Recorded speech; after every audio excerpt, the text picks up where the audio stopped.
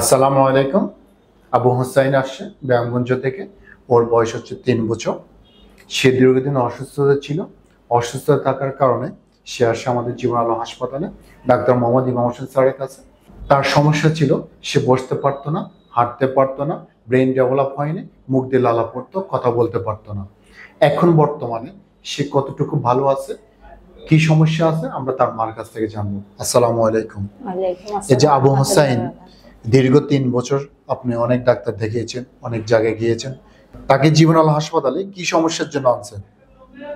সাথে কথা বলতে পারতো না, অল্প কথা বলতে পারতো, মুখে প্রচুর লালা করতো, আর তারপর সবকিছু দেখলে ভয় পাইতো।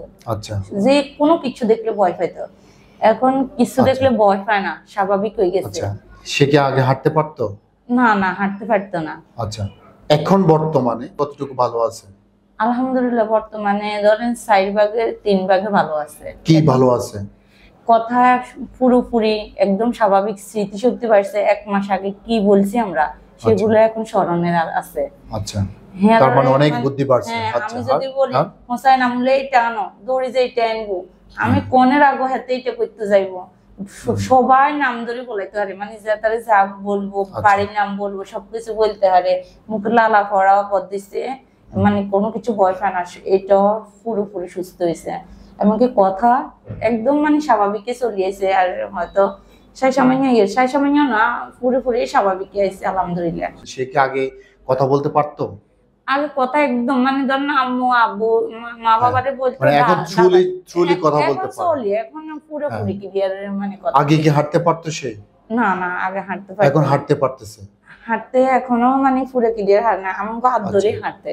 মানে আগে তো সেটাই পারতো না? না না, আগে সেটা পারতো না। আমরা আবু হোসাইনের মার কাছ থেকে শুনলাম তার বিস্তারিত, কতটুকু সে সফলতা পেয়েছে, কি সমস্যার জন্য আসে, কতটুকু সফলতা পেয়েছে, এটা আবু রাহানের মার কাছ থেকে শুনলাম।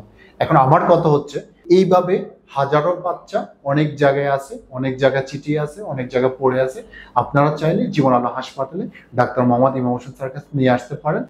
এই ট্রিটমেন্ট জীবন আলো হাসপাতালে ডাক্তার মোহাম্মদ ইমাম হোসেন দিচ্ছে।